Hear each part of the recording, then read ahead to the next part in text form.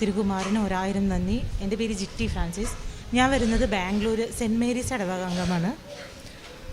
ഞാനിവിടെ സാക്ഷ്യം പറയാനായിട്ട് വന്നിരിക്കുന്നത് പ്രത്യേകമായിട്ട് എൻ്റെ തൊഴിൽ മേഖലയിൽ വലിയൊരു തടസ്സമായിട്ട് നിൽക്കായിരുന്നു. ഞാൻ 2016 ബിടെക് ഗ്രാജുവേറ്റാണ്.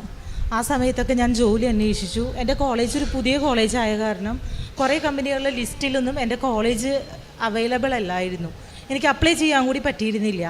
ഞാൻ കുറേ കമ്പനിയിൽ അന്വേഷിക്കുമ്പോൾ കുറേ കമ്പനികൾ പറയും എനിക്ക് എക്സ്പീരിയൻസ് ഇല്ല, അവർക്ക് എക്സ്പീരിയൻസ് കാൻഡിഡേറ്റിനെയാണ് ആവശ്യമുള്ളത്. അപ്പോൾ എനിക്ക് എൻ്റെ പഠിച്ചതായിട്ടുള്ളൊരു ജോലി കിട്ടിയിരുന്നില്ല. ഞാനപ്പോൾ എനിക്ക് കിട്ടിയ ജോലികൾക്കെല്ലാം ഞാൻ 2016 ഒക്ടോബർ മുതൽ സമയം വേസ്റ്റ് ചെയ്യേണ്ടെന്ന് വിചാരിച്ച് ഉള്ള ജോലികൾക്കെല്ലാം ഞാൻ പോയി തുടങ്ങി. BPO ഫീൽഡിലും പിന്നെ ടീച്ചറായി വർക്ക് ചെയ്തു. അങ്ങനെ കുറച്ച് അപ്പോൾ എനിക്ക് മാതാവിനോട്, കാരണം ഞാൻ 85% എൻ്റെ ഡിഗ്രി കംപ്ലീറ്റ് ചെയ്ത് ഗ്രാജുവേഷൻ കിട്ടിയത്. അതിന് എനിക്കൊരു ഉപകാരമില്ലാണ്ട് ഡാറ്റ എൻട്രി ജോബൊക്കെ ചെയ്യുമ്പോൾ മാതാവേ നിനക്ക് കണ്ടു കാണില്ലേ എന്നുള്ളൊരു ചോദ്യമായിരുന്നു എപ്പോഴും ഉണ്ടായിരുന്നത്. അത് കഴിഞ്ഞ് എൻ്റെ അമ്മ ഇവിടെ 2018 ആ സമയത്ത് ഇവിടെ വന്ന് ഉടമ്പടി എടുത്തു. അപ്പോൾ അമ്മ ആലപ്പുഴയിൽ പോയിട്ട് ഉടമ്പടി എടുത്തു എന്ന് പറഞ്ഞപ്പോൾ ഞാൻ പറഞ്ഞു, അമ്മ അടുത്തുള്ള പള്ളിയിലൊക്കെ മാതാവ് തന്നെയല്ലേ ഇരിക്കുന്നത്, പിന്നെ എന്തിന് ഇത്രയും ദൂരത്തേക്ക് പോയിട്ട് നിങ്ങൾ ഉടമ്പടി എടുക്കണത്? നിങ്ങൾ വെറുതെ ടൂറ് പോകാൻ വേണ്ടിയിട്ട് വരണതാവില്ല, നിങ്ങളുടെ ഫ്രണ്ട്സിൻ്റെ കൂടെ ടൂറ് പോകാനായിട്ടാണ് നിങ്ങൾ ഇത്രയും ദൂരത്തേക്ക് വരണത്, ഒരു ഉപകാരം ഉണ്ടാവില്ല, നിങ്ങൾ വെറുതെ ഛർദ്ദിക്കാൻ വേണ്ടിയിട്ട്. അമ്മയ്ക്ക് അറിയാം വയ്യായി ഉള്ളവരാണ് ഞാൻ അങ്ങനെ പറഞ്ഞത്. പിന്നെ അമ്മ പറഞ്ഞു, ഇല്ല നിനക്ക് വിശ്വാസം വരണമെങ്കിൽ യൂട്യൂബിൽ അവരുടെ ധ്യാന കേന്ദ്രത്തിൽ സാക്ഷ്യങ്ങളൊക്കെ കൊടുക്കുന്നുണ്ട്, നീ ഒന്ന് കണ്ടു നോക്കുമെന്ന് പറഞ്ഞു. അപ്പോൾ അമ്മേനെ ഇങ്ങോട്ട് വരുന്നത് നിർത്താൻ വേണ്ടിയിട്ടാണ് ഞാൻ യൂട്യൂബ് സെർച്ച് ചെയ്തത്. കാരണം ഞാൻ എൻ്റെ ബുദ്ധിക്ക് മേലെ, അതായത് ദൈവമുണ്ട്, പോസിറ്റീവ് എനർജി ദൈവമുണ്ട്, പക്ഷേ ഇങ്ങനെ അത്ഭുതങ്ങളിലൊന്നും എനിക്കങ്ങനെ വലിയ വിശ്വാസമൊന്നും ഉണ്ടായിരുന്നില്ല. അത്ഭുതങ്ങൾ പ്രവർത്തിക്കണു, അതിലൊക്കെ വെറും തട്ടിപ്പാണ്, ആൾക്കാരെ കൂട്ടാനുള്ള ഒരു മാർഗമായിട്ട് മാത്രമാണ് ഞാൻ വിശ്വസിച്ചിരുന്നത്. കാരണം എൻ്റെ യുക്തിക്ക് അത് ചേർന്നിരുന്നില്ല. ഞാനപ്പോൾ യൂട്യൂബിൽ സാക്ഷ്യങ്ങൾ കണ്ടു, കുറേ സാക്ഷ്യങ്ങൾ കണ്ടു. വെറുതെ അമ്മയുടെ അടുത്ത് എന്ത് പറഞ്ഞ് അമ്മേനെ നിർത്താമെന്ന് വേണ്ടിയിട്ടായിരുന്നു. ആ സമയത്ത് കുറേ ട്രോളുകളൊക്കെ ഉണ്ടായിരുന്നു, കൃപാസനത്തെക്കുറിച്ച് കുറേ അധികം ട്രോളുകൾ കണ്ടു. അപ്പോൾ പിന്നെ എന്തിനാ ഇത്, ആ ട്രോളുകൾ സത്യമാണോ എന്നറിയാൻ വേണ്ടി വീണ്ടും ഞാൻ സാക്ഷ്യങ്ങൾ കണ്ടു തുടങ്ങി. അപ്പോൾ അതിൽ ഞാൻ ഒരു സാക്ഷ്യത്തിൽ പറയണ കേട്ടു, ഒരു ചേച്ചിക്ക് ജോലി ശരിയായി, അവർ ലേറ്റ് ക്യാൻഡിൽ പ്രെയർ റിക്വസ്റ്റാണ് ഇട്ടത്. കൃപാസനത്തിൽ വന്ന ആ സമയത്ത് അവർക്ക് ഉടമ്പടി എടുക്കാൻ പറ്റുന്നുണ്ടായിരുന്നില്ല, പക്ഷെ അവർ പ്രെയർ റിക്വസ്റ്റ് ഇട്ടു വന്ന്.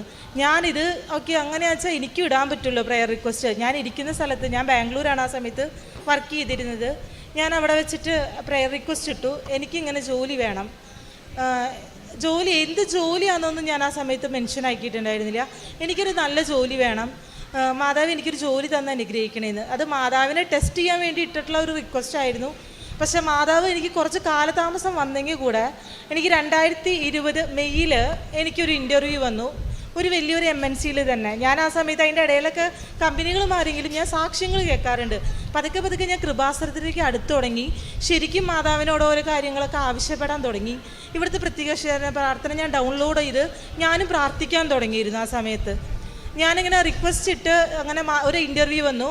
ഇന്ത്യയിൽ ടോപ്പ് 5 പെടുന്ന ഒരു കമ്പനിയാണ്. ഈ കമ്പനിയിൽ ഞാൻ ഇതിന് മുന്നേ അപേക്ഷിച്ചിട്ടുണ്ട്, പക്ഷേ എൻ്റെ കോളേജിൻ്റെ പേര് അതിലില്ലാത്ത കാരണം എനിക്കതിൽ അപ്ലൈ ചെയ്യാൻ പറ്റിയിരുന്നില്ല. പക്ഷേ ഈ പ്രാവശ്യം എനിക്ക് അവർ ഒരു മെയിലായിട്ട് അവരിങ്ങോട്ട് റിക്വസ്റ്റ് അയച്ചിട്ടാണ് ഞാൻ വന്നത്. ഞാൻ ഇതിന് അവർക്ക് റിക്വസ്റ്റ് കൊടുത്തു, അവരെനിക്ക് റെസ്യൂം അയച്ചു കൊടുത്തു, അവരെന്നെ ഇൻ്റർവ്യൂവിന് വിളിച്ചു. ഇൻ്റർവ്യൂവിന് വിളിച്ചപ്പോൾ ഞാൻ കമ്പനിയിൽ എക്സ്പെക്റ്റ് ചെയ്ത ക്വസ്റ്റ്യൻസ് ഒന്നല്ല അവർ എൻ്റെ അടുത്ത് ചോദിക്കുന്നത്. അവർ ഭയങ്കര ലോ ലെവൽ ക്വസ്റ്റ്യൻസ് ചോദിക്കണം. കാരണം എനിക്ക് ഡൗട്ട്, കുറേ ഫ്രോഡ്, ആ സമയത്ത് കുറേ ഫ്രോഡ്ലൻ്റ് ആയിട്ടുള്ള കുറേ ഇതുകളും ഇൻ്റർവ്യൂസൊക്കെ നടക്കുന്നുണ്ടായിരുന്നു. അപ്പോൾ അങ്ങനെ എന്നെ പറ്റിക്കാനായിരിക്കും, എൻ്റെ കയ്യിൽ നിന്ന് പൈസ വാങ്ങാനായിരിക്കും, തട്ടിപ്പായിരിക്കും എന്നാണ് ഞാൻ വിചാരിച്ചിരുന്നത്. ഞാൻ ഇൻ്റർവ്യൂ അറ്റൻഡ് ചെയ്തു. ജോബിന് ഓഫർ ലെറ്റർ, ഇത് അവർ നമുക്ക് ഓഫർ ലെറ്റർ അസൈൻ ചെയ്യണവരിക്കും ഞാനത് വിശ്വസിച്ചിരുന്നില്ല. ഞാൻ കറൻ്റ് കമ്പനിയിൽ റിസൈനേഷൻ പേപ്പർ ഇട്ടുണ്ടായിരുന്നില്ല.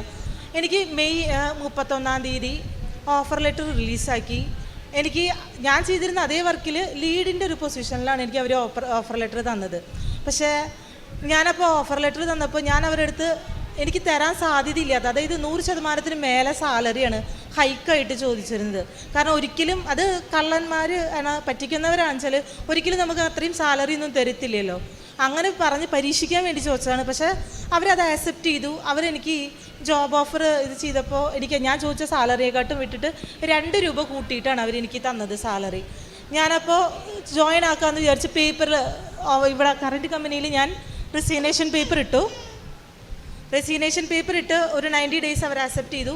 സെപ്റ്റംബർ 2 ഞാൻ പുതിയ കമ്പനിയിൽ ജോയിൻ ചെയ്യാണ്. അപ്പോൾ അതിന് മുന്നേ ഞാൻ മാതാവിൻ്റെ അടുത്ത് വന്ന് ഞാൻ ഉടമ്പടി എടുത്തു. കാരണം ഞാൻ ലേറ്റ് ക്യാൻഡിൽ പ്രയർ റിക്വസ്റ്റ് അല്ല ഇട്ടിരുന്നുള്ളൂ, ഉടമ്പടി എടുത്തിട്ടുണ്ടായിരുന്നില്ല. ഉടമ്പടി എടുത്തിട്ട് ഞാൻ തിരിച്ചു പോകുമ്പോൾ എനിക്ക് ഓൾറെഡി ഉടമ്പടിയിൽ അപ്പോൾ ഒരു നിയോഗം നടന്നിട്ടാണ് ഞാൻ ഇവിടെ വന്ന് പോകുന്നത്. അപ്പോൾ ഇവിടെ സാക്ഷ്യങ്ങൾ പറയാൻ പറ്റുമെന്നൊക്കെ അറിഞ്ഞു.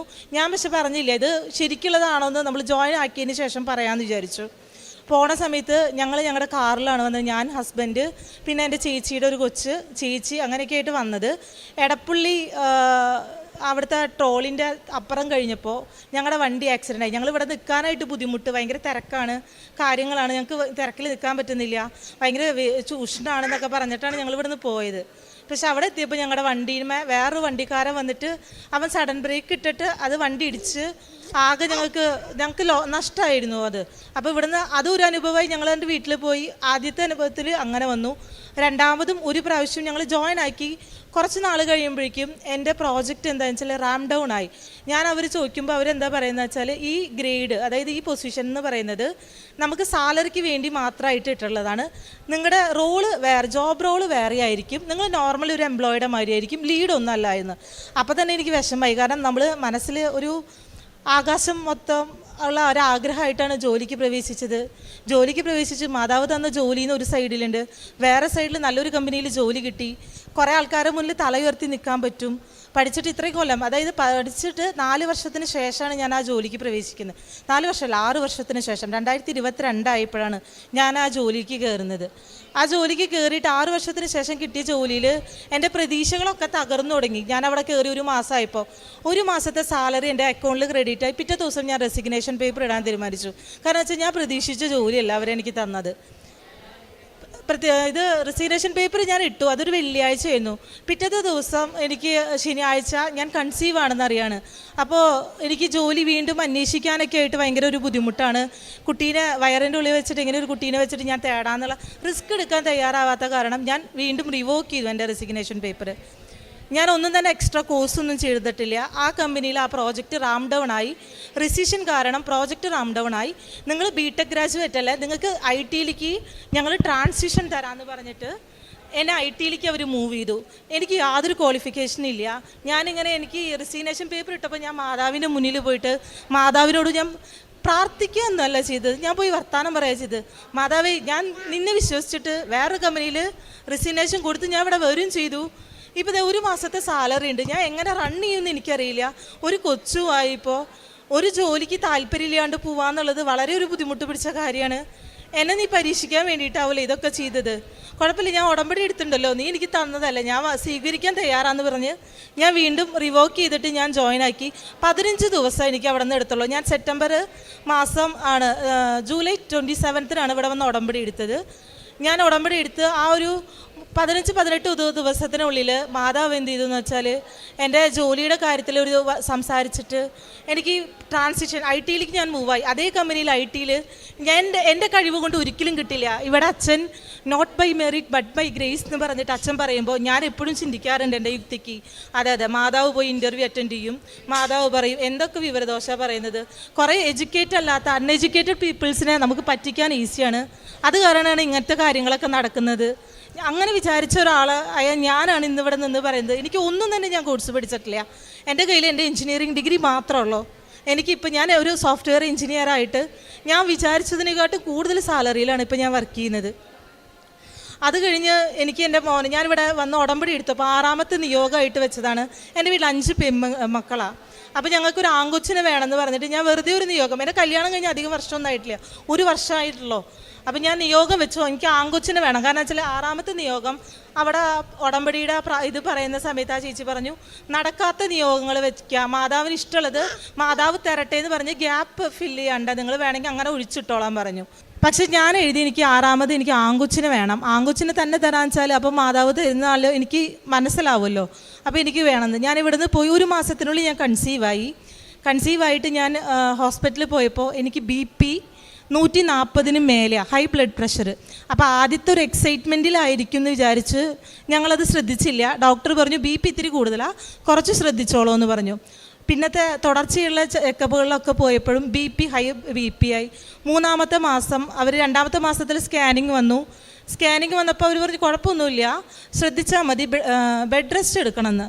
അപ്പോൾ എൻ്റെ ഈ ജോലിയും ഇതെല്ലാം കൂടിയിട്ട് എനിക്ക് ബെഡ് റെസ്റ്റ് കിട്ടുമോ അറിയില്ല. പക്ഷെ മാതാവ് അതും നടത്തി തന്നു.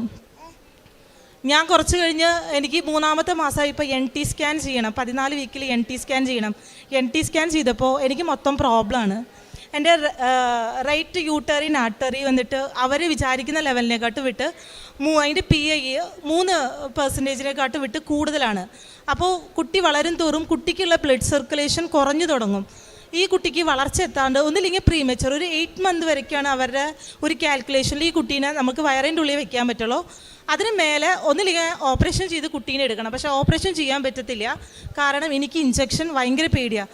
വെറുതെ ഒരു TT എടുക്കാൻ കൂടെ പോയാൽ കൂടെ എനിക്ക് BP കൂടും. മറ്റുള്ളവർക്ക് കുത്തണം കണ്ടാലേ ഞാൻ കരഞ്ഞു തുടങ്ങും. എനിക്ക് BP കൂടി ഭയങ്കരമായിട്ട് അതെനിക്കൊരു പ്രശ്നമാണ്.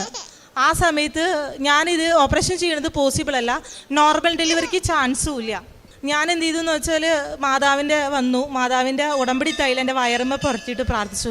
മാതാവ്, നീയാണ് എനിക്ക് തന്നത്, നീ തന്നെ കാക്കണം. തുടർച്ചയായിട്ട് എനിക്ക് എന്ത് വരും എന്നൊന്നും അറിയില്ല. അബോട്ട് ചെയ്യാനായിട്ടുള്ളൊരു ഓപ്ഷനാണ് എല്ലാവരും പറയുന്നത്, പക്ഷേ അതെന്നെ കൊണ്ട് പറ്റത്തില്ല.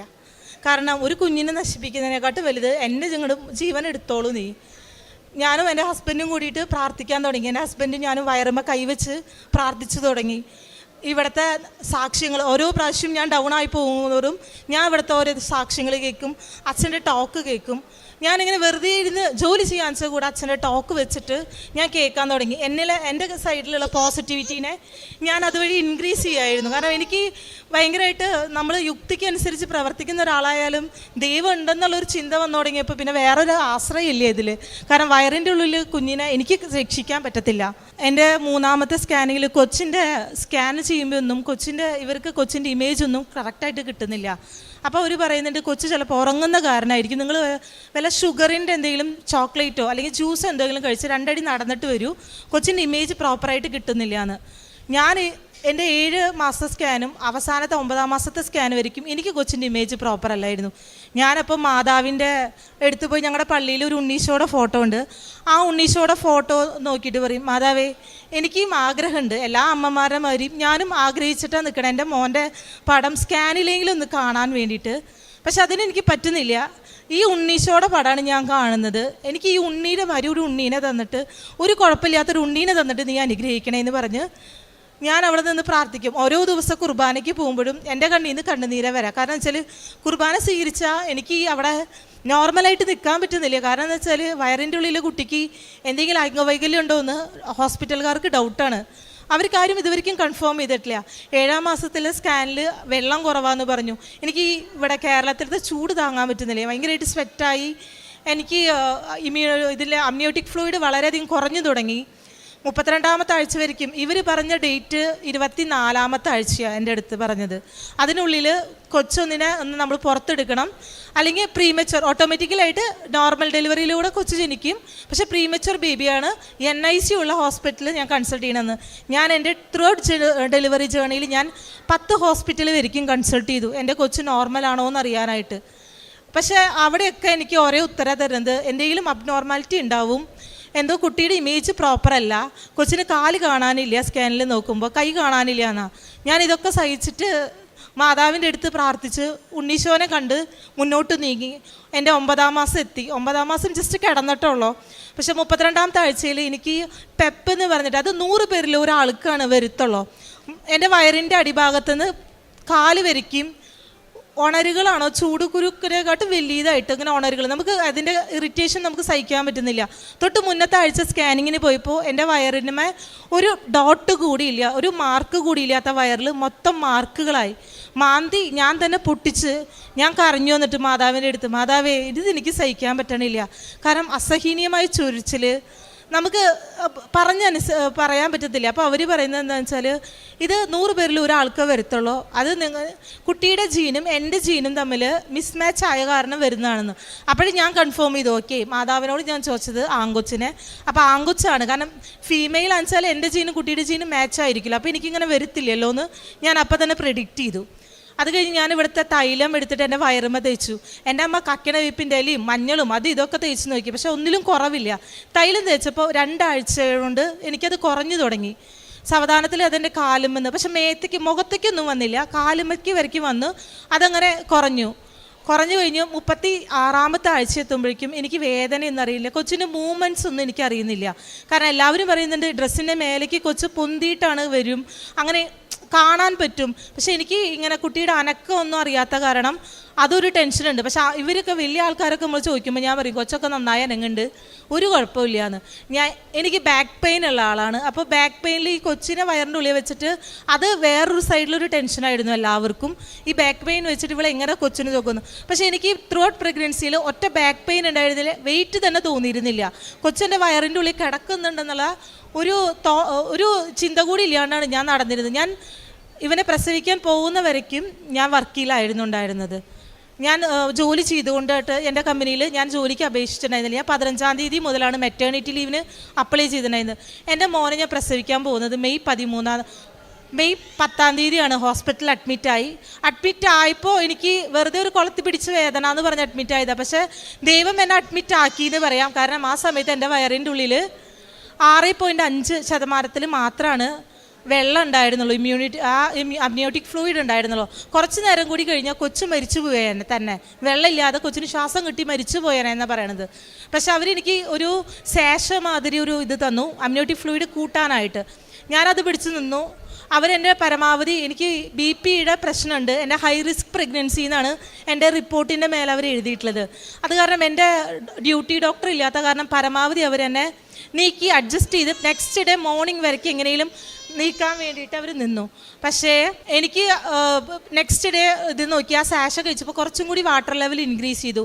കാരണം എനിക്കപ്പോൾ 35-ാമത്തെ ആഴ്ചയിൽ അഡ്മിറ്റ് ആവണത്. 36-ാമത്തെ ആഴ്ച ആവണമെങ്കിൽ ഇനിയും 2 ദിവസം കൂടി ഉണ്ട്. ഒരു വെനസ്ഡേ ആയാലും 36-ാമത്തെ ആഴ്ച ആവത്തുള്ളൂ. പക്ഷേ ഞാനിങ്ങനെ നിന്നു. അവർ ഹോസ്പിറ്റലിൽ പോയി മൂവ്മെൻറ്റ് നോക്കും കൊച്ചിൻ്റെ. പിന്നെ ശനിയാഴ്ച വെള്ളിയാഴ്ച രാത്രി ആകുമ്പോഴേക്കും എനിക്ക് തീരെ പറ്റുന്നില്ല. അവരെനിക്ക് മരുന്ന് വെച്ച് കുഞ്ഞിനെ നോർമൽ ഡെലിവറി കൂടെ തന്നെ കുഞ്ഞിനെ പുറത്തെടുത്തു. അത്രയും നാൾ എനിക്ക് BP ഉണ്ടായിരുന്ന ആൾ എന്നെ അവിടെ ലേബർ റൂമിൽ കയറ്റിയപ്പോൾ എൻ്റെ BP നോർമലായി 110 എന്നുള്ള റേഞ്ചിലേക്കായി. എൻ്റെ കയ്യിൽ ആകെ കൂടി ഉണ്ടായിരുന്നു. ഇവർ എൻ്റെ അടുത്ത് എല്ലാം റിമൂവ് ചെയ്യാൻ പറഞ്ഞു, എൻ്റെ ഓർണമെൻറ്റ്സൊക്കെ. പക്ഷെ ഞാൻ പറഞ്ഞു ഈ ഒരു കൊന്ത എൻ്റെ കൈമ ചുറ്റിക്കോട്ടെ, ഇതെനിക്ക് ബലമാണ്, എനിക്ക് പേടിയുള്ള കാരണമാണ്. ഇഞ്ചക്ഷൻ കുത്തുമ്പോൾ എൻ്റെ വെയിനിൻ്റെ ഉള്ളിൽ കൂടെ ബ്ലഡ് ചീറ്റായിരുന്നു. കാരണം എനിക്ക് BP കൂടിയിട്ട് അവർക്ക് ക്യാനുകൾ ഇടാൻ പറ്റുന്നുണ്ടായിരുന്നില്ല. അപ്പോൾ ഞാൻ പറഞ്ഞു ഇത് ഞാൻ കയ്യിൽ പിടിച്ചുകൊണ്ട് എനിക്ക് പേടി കുറയാൻ വേണ്ടിയിട്ടാണ്, വേറെ ഒന്നും എൻ്റെ കയ്യിലില്ല എന്ന് പറഞ്ഞ് മാതാവിൻ്റെ ഇവിടുത്തെ ഉടമ്പടി കാശ് രൂപം പിടിച്ചിട്ടാണ് ഞാൻ ഡെലിവറി ലാബിൽ കിടക്കുന്നത്. എൻ്റെ 2 കയ്യിലും അന്ന് വരെയ്ക്ക് ഉണ്ടാകാത്ത ഛർദി ലേബർ റൂമിൽ കയറിയപ്പോൾ എനിക്ക് ഛർദിയായിരുന്നു. എനിക്കൊന്നും തന്നെ കഴിക്കാൻ പറ്റുന്നില്ല. ഞാൻ ഈ മാതാവിൻ്റെ ഇത് കഴിഞ്ഞിട്ട് ഇതും കടന്നു പോകില്ല മാതാവേ, നാളെ ഒരു പുതിയ പ്രഭാതവും ഒരു പുതിയ ഇതും എനിക്ക് തരില്ലേ നീ, ഞാൻ ഇവിടെ കടന്നിട്ട് മരിക്കാൻ വെച്ചാൽ മാതാവ് നോക്കേണ്ടി വരും കുഞ്ഞിനെ. അങ്ങനെ റിസ്ക് എടുക്കാൻ മാതാവിന് തയ്യാറാണെച്ചാൽ മാത്രം എനിക്ക് എൻ്റെ ജീവനെടുത്തോ. കാരണം ഞാൻ അതിൻ്റെ ലേബർ റൂമിലെ ആ ടേബിളിൻ്റെ മേലെ നിന്ന് ഞാൻ താഴെ വീഴാൻ പോയി. എനിക്ക് വേദന സഹിക്കാൻ പറ്റുന്നില്ല. ഞാൻ മാത്രമാണ് ഏറ്റവും ആദ്യം വന്ന ആൾ ഞാനാ ലേബർ റൂമിൽ, പക്ഷേ ഏറ്റവും അവസാനം പോയ ആളും ഞാനാ. കാരണം ഞാൻ അതിൻ്റെ ഇടയിൽ കുറച്ച് മാതാവിൻ്റെ അടുത്ത് ദേഷ്യപ്പെട്ടു. ആ സമയം കാരണം ഒന്ന് തോന്നുന്നു എന്നെ നേരെ അവിടെ കുറച്ച് വൈകിച്ചു മാതാവ് ഞാൻ ചെയ്തതിന് ഉള്ള ആ ഒരു അവിശ്വാസത്തിന് മാതാവ് എൻ്റെ അടുത്ത്, മാതാവിനോട് ഞാൻ ക്ഷമ യാചിക്കുകയാണ്. കാരണം വെച്ചാൽ ഇപ്പം എൻ്റെ മോന് ഈ മെയ് മാസം 13-ാം തീയതി എൻ്റെ മോന് 1 വയസ്സാവാനും പോണേ. എൻ്റെ മോനെ നിങ്ങളിവിടെ കണ്ടത് ഒരു കുഴപ്പമില്ലാത്ത എന്നെ അമ്മ എന്ന് വിളിച്ചില്ലെങ്കിൽ കൂടെ മാതാവിനെ അമ്മ എന്ന് വിളിക്കണ ഒരു മോനെ മാതാവ് എനിക്ക് തന്നു. കാരണം അതെൻ്റെ ജീവിതത്തിൽ വലിയ അനുഗ്രഹം. ഒരു കുഴപ്പമില്ല. ഞാൻ വന്നിട്ട് അവനെ പ്രസവിച്ച് എൻ്റെ മേത്ത് കിടത്തുമ്പോൾ ഞാൻ ആദ്യം നോക്കിയത് കുട്ടിക്ക് എന്തെങ്കിലും കയ്യിനോ കാലിനോ അംഗവൈകല്യങ്ങളുണ്ടോ, കുട്ടി കരയുന്നുണ്ടോ എന്നാ നോക്കിയപ്പോൾ ഞാൻ നോക്കിയപ്പോൾ എൻ്റെ കണ്ണിൽ തോന്നിയതാണോ അതങ്ങനെ ആയിരുന്നോ എന്ന് എനിക്കറിയില്ല. ഞാൻ അവിടെ കണ്ടിരുന്ന എൻ്റെ ഉണ്ണീശോയുടെ ഫോട്ടോ രൂപത്തിൻ്റെ അതേ ചായയിൽ മുടിയുടെ ഇവിടെ ഇങ്ങനെ ചുരിച്ചു വെച്ചുള്ള ഒരു കുഞ്ഞുണ്ണീനെയാണ് എനിക്ക് കാണിച്ചു തന്നത്. എൻ്റെ മോൻ വളരെ വെയിറ്റ് കുറവായിരുന്നു. പക്ഷേ എനിക്ക് എടുത്ത് നടക്കാനുള്ളൊരു ഉണ്ണീനെയാണ് ഞാൻ ചോദിച്ചത്. അപ്പോൾ ഇപ്പോൾ എനിക്ക് ബാക്ക് പെയിൻ ഉള്ള കാരണമായിരിക്കാം ഉണ്ണീനെ വെയിറ്റ് കുറവിൽ തന്നതെന്നാണ് ഞാൻ വിശ്വസിക്കുന്നത്. ഇത് കഴിഞ്ഞ് ഉണ്ണീൻ്റെ ഭക്ഷണം കഴിക്കാൻ കുറച്ച് പിന്നോട്ട്. അപ്പോൾ ഞാൻ ഇവിടുത്തെ കൊണ്ടുപോയാൽ വെഞ്ചിരിച്ച് ഉപ്പിട്ടിട്ട് ഭക്ഷണം കൊടുക്കാൻ തുടങ്ങി. അന്ന് മുതൽ അവൻ വായ തുറന്നു തുടങ്ങി. ഞാനിവിടെ ഇരുന്നിട്ട് ഇവിടുത്തെ അച്ഛൻ്റെ ടോക്ക് വയ്ക്കും, സ്പീച്ച് വയ്ക്കും. കാരണം ഞങ്ങൾക്ക് ഇവിടെ വന്നിട്ടൊന്നും പ്രാർത്ഥിക്കാനുള്ള ഒരു അവസ്ഥയില്ല. ഞങ്ങൾ ബാംഗ്ലൂരാണ് നിൽക്കുന്നത്. അപ്പോൾ ഞങ്ങൾ വയ്ക്കുമ്പോൾ ഇവൻ കൈയടിച്ചിട്ട് ഇവൻ വായ തുറക്കുമ്പോഴാണ് ഞാൻ അവന് ഭക്ഷണം കൊടുത്തുകൊണ്ടിരിക്കുന്നത്. അത് കഴിഞ്ഞ് ഞാൻ ഇവിടെ വന്നു. എനിക്ക് ചിക്കൻ ബോക്സ് വന്നു. ഈ നൊയമ്പിൻ്റെ ഓശാന ബുധനാഴ്ച എനിക്ക് ചിക്കൻ ബോക്സ് വന്നു. എനിക്ക് തന്നെ തോന്നി അത് ചിക്കൻ ബോക്സാണ്. ഞാൻ കുർബാന കഴിഞ്ഞ് വന്നപ്പോഴേക്കും എൻ്റെ മുഖത്തൊക്കെ ബ്ലിസ്റ്റേഴ്സ്, അതിൻ്റെ പോളങ്ങൾ വന്നു തുടങ്ങി. ആകെ കുറച്ച് വന്നു തുടങ്ങിയപ്പോഴും കുഞ്ഞും ഭർത്താവും മാത്രമുള്ളൂ ഞങ്ങളുടെ കൂടെ പാരൻസ് ആരുമില്ല. ഭർത്താവ് കുഞ്ഞിനെ നോക്കണം, ഞങ്ങൾ രണ്ടുപേരും വർക്ക് ചെയ്യുന്നുണ്ട്. ഇതിൻ്റെ ഇടയിൽ എനിക്ക് എന്താ ചെയ്യേണ്ടതെന്ന് അറിയില്ല. ഞാൻ പതുക്കെ അപ്പുറത്തെ റൂമിലേക്ക് മാറി. എൻ്റെ കയ്യിൽ ആകെ കൂടി ഉണ്ടായിരുന്നത് ഇവിടുന്ന് വെഞ്ചിരിച്ച തൈലും ഉപ്പും, പിന്നെ ഞാൻ ഇവിടുന്ന് കഴിഞ്ഞ പ്രാവശ്യം ഉടമ്പടി എടുത്ത് പോയപ്പോൾ ഉണ്ടായിരുന്ന കുഞ്ഞൊരു മാതാവിൻ്റെ സ്റ്റാച്ചും ആ പ്രത്യക്ഷീകരണത്തിൻ്റെ ബുക്കും ഞാൻ അപ്പുറത്തെ റൂമിലേക്ക് മാറി കിടന്നു. ഞാൻ എൻ്റെ മേലെ ആ മാതാവിൻ്റെ സ്റ്റാച്ചു വെച്ചിട്ട്, മാതാവേ, എനിക്കിത് ചിക്കൻ ബോക്സ് ആണോന്നും അറിയില്ല, ഒന്നും അറിയത്തില്ല, പക്ഷേ നീ എന്നെ കാത്തോളണം. എനിക്ക് ലീവ് പറയണമെങ്കിൽ, എൻ്റെ ഓഫീസിൽ ലീവ് കിട്ടണമെങ്കിൽ ഞാൻ ഇത് കൺഫേം ആക്കണം. അതിന് തിങ്കളാഴ്ച വരയ്ക്കും ഞാൻ വെയിറ്റ് ചെയ്യണം. തിങ്കളാഴ്ചയാണ് എനിക്ക് ഡോക്ടറിന് അപ്പോയിൻമെൻറ്റ് കിട്ടത്തുള്ളൂ. അതുവരെയ്ക്കും എൻ്റെ കുഞ്ഞിന് പാല് കൊടുക്കണതാണ്. ഞാൻ എങ്ങനെ പാല് കൊടുക്കുക? ഇനി ഭക്ഷണം കൊടുക്കണമെങ്കിൽ ഞാൻ കൊടുത്താലേ കഴിക്കുള്ളൂ. ഇവനെ ഞാൻ എടുത്തിട്ടുണ്ട്. ഇവനും വന്നു കഴിഞ്ഞാൽ എനിക്ക് എങ്ങനെ അവനെ മാനേജ് ചെയ്യാമെന്ന് കൂടെ അറിയത്തില്ല. മാതാവ് ഇനി നോക്കണേന്ന് പറഞ്ഞ് ഞാൻ അവിടെ കിടന്നു. കഞ്ഞി വെച്ച് തന്നതിൽ ഞാൻ ഇവിടുന്ന് വെഞ്ചരിച്ച ഉപ്പും, പിന്നെ എൻ്റെ മേത്തൊക്കെ ഈ പോളങ്ങൾ വന്നിട്ടുള്ള പോളത്തിലൊക്കെ ഞാൻ എന്ത് ചെയ്തു, ഇവിടുത്തെ തൈലം എടുത്ത് പുരട്ടാൻ തുടങ്ങി.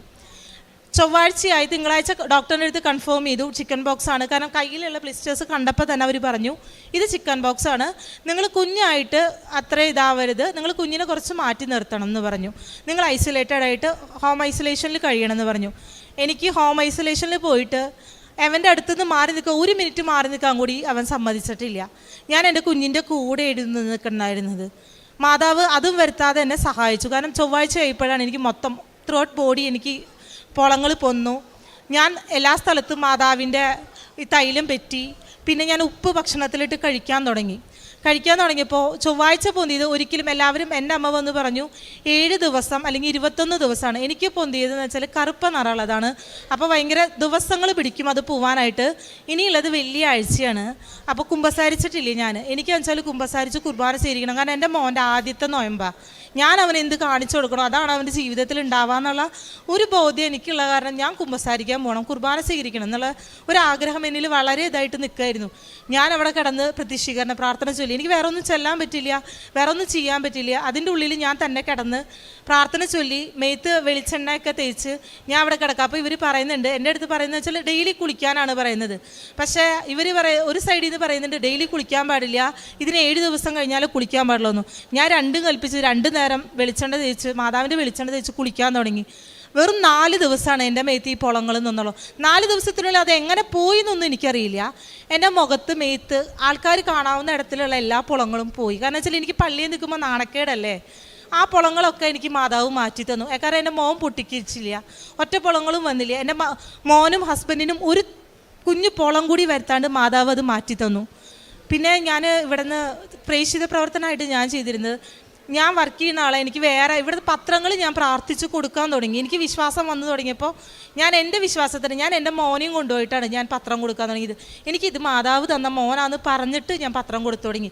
കുറേ പേര് എൻ്റെ അടുത്ത് വേണ്ട ഞങ്ങളുടെ കയ്യിൽ ഉണ്ടെന്ന് പറയും. ഞാൻ അപ്പോൾ കൊടുക്കില്ലേ ചേച്ചി, ഞാൻ പിന്നെ വേറെ ആർക്കെങ്കിലും കൊടുത്തോണ്ടെന്ന് പറഞ്ഞ് തിരിച്ചു വാങ്ങും.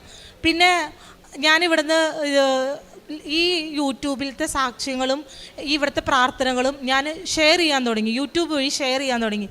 ഇതും കഴിഞ്ഞിട്ട് എനിക്ക് തോന്നിയപ്പോൾ എൻ്റെ അടുത്ത് ജോലിയില്ല എന്ന് പറയുന്ന ആൾക്കാർക്ക് ഞങ്ങൾ ലിങ്ക്ഡിൻ എന്ന് പറഞ്ഞിട്ടൊരു വെബ്സൈറ്റ് ഉണ്ട്. ഇപ്പോൾ വർക്ക് ചെയ്യുന്ന കുറച്ച് പേർക്ക് അറിയാം. ഞാനതിൽ ആക്റ്റീവായിട്ടുള്ള ഒരാളാണ്. അപ്പോൾ ഞാൻ എന്ത് ചെയ്തു, അതുവഴി ഇവിടുത്തെ കൃപാസനത്തെ കുറിച്ചിട്ട് നിങ്ങൾക്ക് മദർ മേരിയിൽ ട്രസ്റ്റ് ഉണ്ടോ, ഇങ്ങനെ കൃപാസനം എന്ന് പറഞ്ഞൊരു ചർച്ച് ഉണ്ട് ആലപ്പുഴ, എനിക്ക് ഇങ്ങനെ ഒരു ജോബ് കിട്ടിയത് അതുവഴിയാണ്, നിങ്ങളൊന്ന് ലൈറ്റ് ക്യാൻഡിൽ പ്രയർ റിക്വസ്റ്റ് ഇട്ട് പ്രയർ ഒന്ന് കണ്ടു നോക്കൂ, സാക്ഷ്യങ്ങളൊന്ന് കണ്ടു നോക്കൂ എന്ന് പറഞ്ഞ് ഞാൻ അവർക്ക് ഇൻഫർമേഷൻ ഇങ്ങനെ കൊടുക്കാൻ തുടങ്ങി. അപ്പോൾ എൻ്റെ ജീവിതത്തിൽ ഞങ്ങൾ പുതിയ തീരുമാനങ്ങൾ, ഞാൻ ഓരോ പ്രാവശ്യം ഓരോന്ന് ചെയ്യുമ്പോഴും മാതാവ് എൻ്റെ ജീവിതത്തിൽ പുതിയ പുതിയ കാര്യങ്ങൾ, അത്ഭുതങ്ങൾ പ്രവർത്തിക്കാൻ തുടങ്ങി.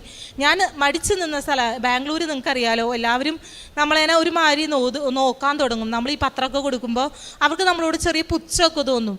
ഞാൻ അതും വെച്ചിട്ട് മാതാവിൻ്റെ പത്രം, ചേച്ചിക്ക് ഞാൻ ഒരു പത്രം തന്നോട്ടെ കൃപാസനത്തിലെ, എനിക്ക് വേറെ എവിടെയും കൊടുക്കാനൊന്നും പറ്റത്തില്ലെങ്കിലും ഞാൻ ഞങ്ങളുടെ പള്ളിയിൽ പോയിട്ട് കൃപാസനത്തിലെ പത്രം കൊടുക്കാൻ തുടങ്ങി. പിന്നെ ഇവിടെയുള്ള എനിക്ക് പ്രേക്ഷിത പ്രവർത്തനമായിട്ട് പിന്നെ കാരുണ്യ പ്രവർത്തനങ്ങളായിട്ട് എനിക്ക് ചെയ്യാൻ പറ്റുന്നത്, എൻ്റെ കയ്യിലുള്ള സാലറിയിൽ നിന്ന് കുറച്ച് എമൗണ്ട് എൻ്റെ അടുത്ത് പൈസ ചോദിച്ചിട്ട് ആരുമില്ല, അവർക്ക് എന്തെങ്കിലും സഹായം ചെയ്യണമെന്ന് പറഞ്ഞ് എൻ്റെ അമ്മ പറയുമ്പോൾ ഞാൻ അവർക്ക് എൻ്റെ അടുത്ത് പറയും, അമ്മ പറയും നീ വേണമെങ്കിൽ അവരുടെ അടുത്ത് ഡയറക്റ്റായിട്ട് വർത്താനം പറഞ്ഞിട്ട് കൊടുത്താൽ മതി, കാരണം പൈസയല്ലേ കൊടുക്കണം, നിനക്ക് വിശ്വാസം വരണമെങ്കിൽ. പക്ഷേ ഞാൻ എൻ്റെ അവിശ്വാസം മാറ്റി. അന്ന് മുതൽ ഞാൻ പറഞ്ഞു, അമ്മ എനിക്ക് ആരും കാണണ്ട, അമ്മ തന്നെ കൊടുത്താൽ മതി, എനിക്ക് വേണ്ടി പ്രാർത്ഥിക്കാൻ പറഞ്ഞാൽ മതി, എനിക്ക് വേണ്ടി വേണ്ടിയിട്ട് മാതാവിൽ വിശ്വാസം, അടിയുറച്ച വിശ്വാസത്തിന് എൻ്റെ മോൻ വളരാൻ വേണ്ടിയിട്ട് എനിക്ക് വേണ്ടി പ്രാർത്ഥിക്കാൻ പറഞ്ഞാൽ മതി എന്ന് പറഞ്ഞിട്ട് ഞാൻ എൻ്റെ കയ്യിൽ എൻ്റെ കല്യാണത്തിന് കുറേ, നമ്മുടെ ഇവിടെ കല്യാണങ്ങൾക്ക് നിറയെ പൈസ കൂടിയ സാരികളൊക്കെ ആവില്ല എടുക്കുക. ഞാനതിൽ വില കൂടിയ സാരി ഒരു പ്രാവശ്യമൊക്കെ എടുത്തിട്ടുള്ളൂ. ആ സാരികൾ കല്യാണത്തിന് ഡ്രസ്സില്ല എന്ന് പറഞ്ഞു വരുന്ന ഓരോ ചേച്ചിമാർക്കും ഓരോ പെൺകുട്ടികൾക്കും ഒക്കെ ഞാനത് എൻ്റെ ഡ്രസ്സുകൾ ഞാൻ അവർക്ക് ദാനം ചെയ്തു. അപ്പോഴൊക്കെ ഞാൻ അവരോട് എൻ്റെ ഡ്രസ്സുകളാണ്, നിങ്ങൾ എനിക്ക് പ്രാർത്ഥിച്ചാൽ മതി, ഞാൻ ഒരൊറ്റ പ്രാവശ്യം ഇട്ടിട്ടുള്ളൂ, നിങ്ങൾക്ക് ബുദ്ധിമുട്ടാണെന്ന് എടുക്കരുത്, എനിക്ക് ഈ ഡ്രസ്സുകളാണ് ഇപ്പം എൻ്റെ കയ്യിൽ പൈസ അത്രയ്ക്കും കൊടുക്കാനില്ലാത്ത കാരണമാണ് ഞാൻ നിങ്ങൾക്ക് തരുന്നത്, നിങ്ങൾക്ക് ഇഷ്ടമുണ്ടെങ്കിൽ മാത്രം എടുക്കാമെന്ന് പറഞ്ഞ് ഞാൻ ഡ്രസ്സുകൾ കൊടുക്കാൻ തുടങ്ങി. പിന്നെ ആശുപത്രിയിലേക്കൊന്നും പോയിട്ട് എനിക്ക് ഇപ്പോൾ ഈ കുഞ്ഞിനെ വെച്ചിട്ട് വേറെ ഒന്നും ചെയ്യാനായിട്ട് പറ്റത്തില്ല.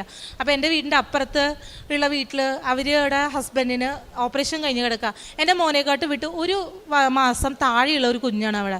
അപ്പോൾ ഞാൻ അവർക്ക് എന്നെ കൊണ്ട് പറ്റാവുന്നത് എൻ്റെ ജോലികളെല്ലാം വെച്ചിട്ടും ഞാൻ അവർക്ക് ഭക്ഷണം ഉണ്ടാക്കി കൊടുത്തു. അവർക്ക് ഹോസ്പിറ്റലിലേക്ക് പോകുന്നതിനുള്ള ഭക്ഷണം, ആ കുഞ്ഞിനുള്ള ഭക്ഷണം, അങ്ങനത്തെ കുഞ്ഞു കുഞ്ഞു സഹായങ്ങൾ എന്നെ കൊണ്ട് ചെയ്യാൻ പറ്റിയിട്ടുള്ളൂ. പക്ഷേ അമ്മ മാതാവ് എനിക്ക് തന്നിരിക്കുന്ന അനുഗ്രഹങ്ങൾ ഞാൻ ചെയ്ത സഹായത്തിനേക്കാട്ടും ഒത്തിരി മേലെയാണ്. എനിക്കിപ്പോൾ എങ്ങനെ നന്ദി പറയണമെന്നൊന്നും അറിയില്ല. ഞാൻ പറയുന്ന സാക്ഷ്യം നിങ്ങൾക്ക് എത്ര പേർക്ക് വിശ്വാസമാവുമെന്ന് അറിയില്ല. കാരണം കുറേ പേര് കള്ള സർട്ടിഫിക്കറ്റ് ഉണ്ടാക്കി ജോലി വാങ്ങുന്ന ഒരു കാലത്ത് എൻ്റെ മനസാക്ഷിയിൽ എനിക്ക് മാതാവിലുള്ളൊരു വിശ്വാസം ഉണ്ടായിരുന്നു, പക്ഷെ കൃപാസനത്തിലൊരു വിശ്വാസം ഉണ്ടായിരുന്നില്ല. ആ വിശ്വാസം പരിശുദ്ധ അമ്മ ഇവിടെ പ്രത്യക്ഷപ്പെട്ടു എന്നുള്ളത് എന്നിലൂടെ 1000 പേര് അറിയാനായിട്ടാണ് ഞാൻ ഇന്ന് ഈ അൽത്താരയിൽ വന്ന് നിൽക്കേണ്ടത്. കാരണം എൻ്റെ വിശ്വാസത്തിന് അടിയുറച്ചതാക്കാനായിട്ട് മാതാവ് എന്നിൽ 1000 അത്ഭുതങ്ങളാണ് ഇതുവരെയ്ക്കും പ്രവർത്തിച്ചത്. അമ്മ മാതാവിന് ഈശോയ്ക്കും 1000 നന്ദി.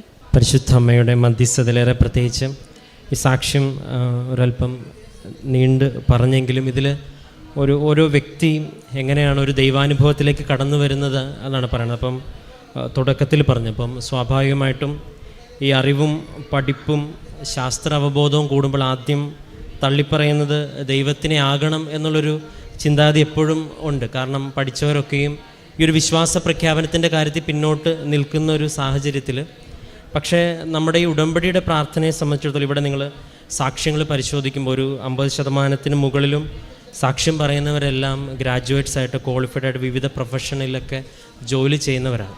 അപ്പം അങ്ങനെയുള്ളവരുടെ സാക്ഷ്യങ്ങൾ കേൾക്കുമ്പോഴേക്കും ഒരു സ്വാഭാവികമായിട്ടും നമുക്കുണ്ടാകുന്ന ഒരു ചോദ്യം, ഇതൊക്കെ സംഭവിക്കാമെന്നുള്ളത്. അപ്പോൾ സ്വാഭാവികമായിട്ടും ഒരു മാനുഷികമായ ഒരു യുക്തിയുടെ ഭാഗമായിട്ട് ആത്മീയമായ കാര്യങ്ങൾ ചെയ്യുന്നതെല്ലാം ഒരു തട്ടിപ്പ് കേന്ദ്രമായിരിക്കും. അത് ചിലപ്പോൾ പഴയ അനുഭവങ്ങളിൽ നിന്നോ അല്ലെങ്കിൽ ദൈവത്തിന് ഇതൊന്നും ചെയ്യാനായിട്ട് പറ്റത്തില്ലെന്ന് നമ്മൾ തന്നെ നമ്മുടെ ഉള്ളിലുള്ളൊരു അവിശ്വാസം ഉള്ളതുകൊണ്ടോ ഒക്കെ ആയിരിക്കും ഒരു പക്ഷേ പല സാക്ഷ്യങ്ങളുടെ ആരംഭം ഇങ്ങനെ, ഒന്നെങ്കിൽ ഒരു ട്രോള് കണ്ട് ചിരിച്ച് പരിഹസിച്ചിരുന്നവർ, അല്ലെങ്കിൽ ഒരു പക്ഷേ ഒരു തട്ടിപ്പ് കേന്ദ്രമാണെന്ന് വിശ്വസിച്ചതിലേക്ക് വരാതിരുന്നവർ. പക്ഷേ ഈ ഒരു യാത്രയിൽ നിന്ന് ഇന്ന് ഒരു സാക്ഷ്യം പറയാൻ തക്ക വിധം, അല്ലെങ്കിൽ അന്ന് കണ്ട അതേ സ്ഥലത്ത് മാതാവ് കൊണ്ടു നിർത്തി ഇതുപോലെ ഒരു വലിയ അനുഭവമായിട്ട്, ഒരു കുഞ്ഞുമായിട്ട് ഒരുപാട് അനുഭവങ്ങളുമായിട്ട് ഇങ്ങനെ വാദോരാതെ പറയാവുന്ന അത്ര ദൈവാനുഭവമായിട്ട് ഈ വ്യക്തിയെ കൊണ്ടുചെന്ന് നിർത്തിയെങ്കിൽ അതാണ് ഒരു ഏറ്റവും പ്രധാനപ്പെട്ട അത്ഭുതം.